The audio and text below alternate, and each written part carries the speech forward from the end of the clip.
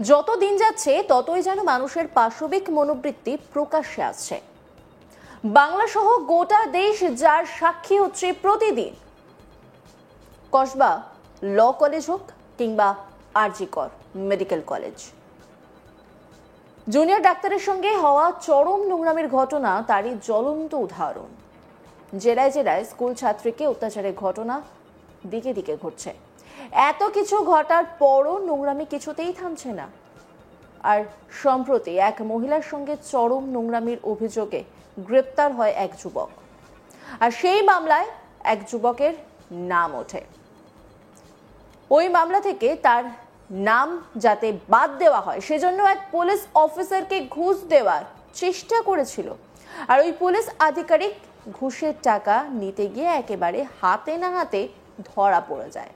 আর তাকে পাকড়াও করে অ্যান্টি কারাপশন অর্গানাইজেশন। আর প্রমাণ রাখতে গোটা ঘটনাটা ফোনে ক্যামেরা বন্দিও করে নেওয়া হয়। আর সেই ভিডিও প্রকাশ্যে আসতেই ভাইরাল, যা দেখে সকলেই পুলিশের সততা নিয়ে রীতিমতো প্রশ্ন তুলতে শুরু করেছে। একবার সেই ভিডিওটা আপনাদেরকে দেখাই। তবে এই ঘটনা উত্তরপ্রদেশের, যোগীরাজ্য উত্তরপ্রদেশের লখনৌয়ের। সেই ভিডিওটা দেখাবো।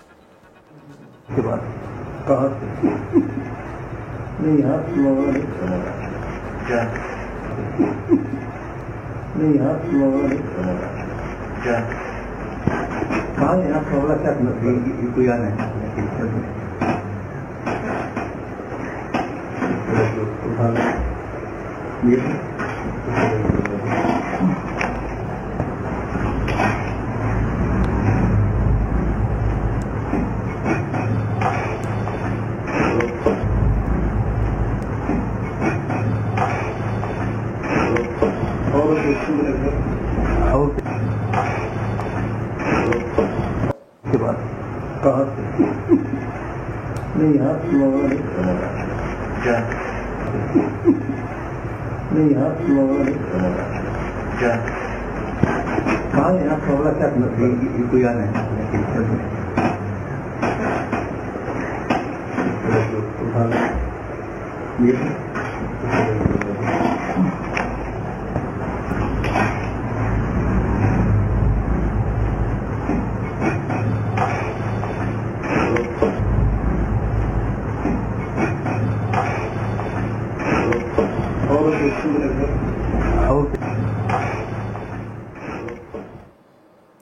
সূত্র মারফত জানা গিয়েছে অভিযুক্ত ওই পুলিশ আধিকারিকের নাম ধনঞ্জয় সিং।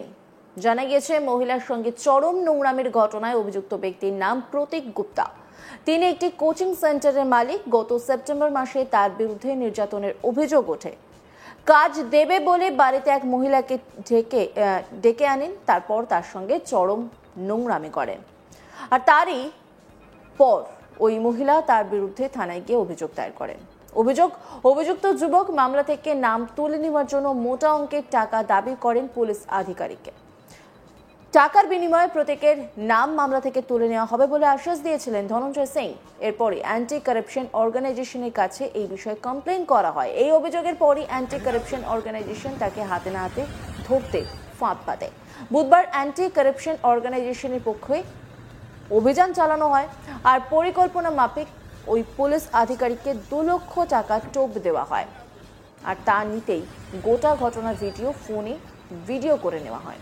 আর তা সোশ্যাল মিডিয়ায় পোস্ট হতেই মুহূর্তের মধ্যে ভাইরাল। ভিডিওতে স্পষ্ট দেখা যাচ্ছে ওই পুলিশ আধিকারিক ফাইলের মধ্যে করে মোটা টাকার বান্ডিলগুলো নিজের হাতে করে পাশে সরিয়ে রাখছেন। আর তারপরেই তাকে অ্যারেস্ট করা হয়। সেই ভিডিওটা আরো একবার দেখুন।